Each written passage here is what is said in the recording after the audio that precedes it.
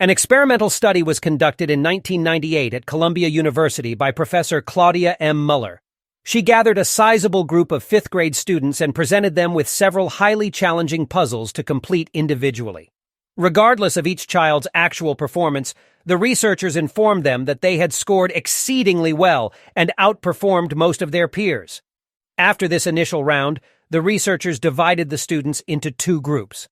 For the first group, they told the children that they had achieved high scores because they possessed natural intelligence and were gifted. The second group was told that their strong performance was due to hard work and diligent effort. The researchers then provided all of the students with 3 new sets of puzzles, some easy, some of medium difficulty, and some extremely challenging. The results observed were quite intriguing. The students who had been praised for their natural intelligence and gifts spent most of their time on the simple puzzles. They dedicated little time to the extremely difficult puzzles and overall invested significantly less time trying to solve any of the puzzles, which was indicative of lower motivation levels.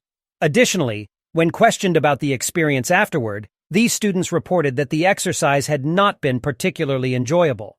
In contrast, the students who had been commended for their hard work spent the bulk of their time grappling with the most difficult puzzles.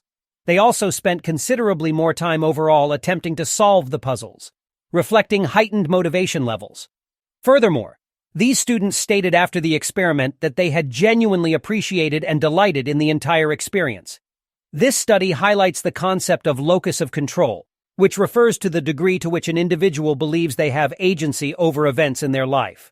The students who were applauded for their natural gifts were encouraged to develop an external locus of control. They believed that inherent factors outside their control were responsible for their success. On the other hand, the students who were praised for their effort were nurtured to cultivate an internal locus of control.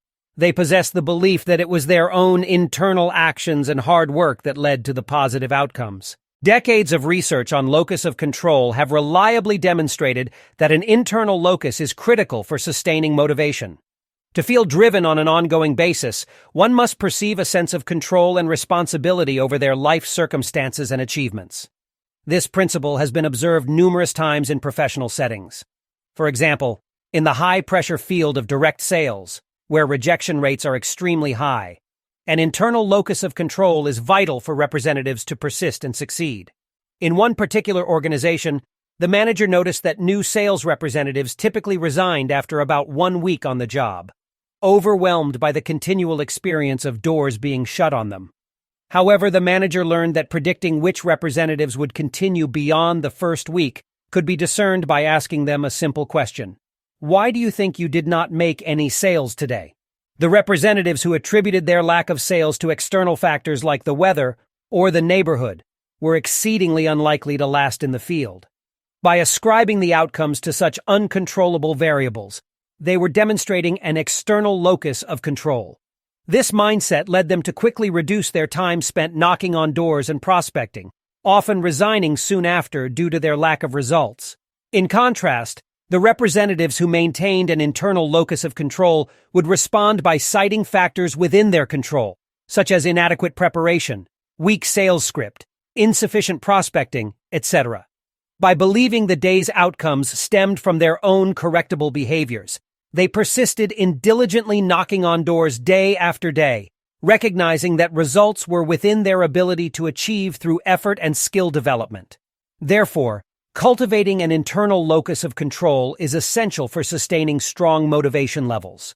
Extensive research has shown that the most effective methods for developing an internal locus involve solving problems independently in one's life and purposefully acknowledging the personal actions that led to the successful outcome. By reinforcing the connection between effort exerted and results achieved, an internal locus is strengthened. So, take ownership over your life path. Embrace the mentality that your efforts directly shape your outcomes. Let hard work and perseverance, not innate talent, pave the road to success.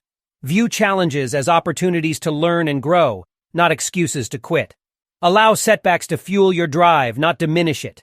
Celebrate when the diligence and resilience you pour into your craft bears fruit. For these nurtures the mindset that through passion and grit, you can master any skill. Your future is not defined by external factors, but by the work ethic and courage you bring each day. With an internal locus steering you, any obstacle can be overcome. Stay focused on the process, not the prize, enjoying the journey of progress.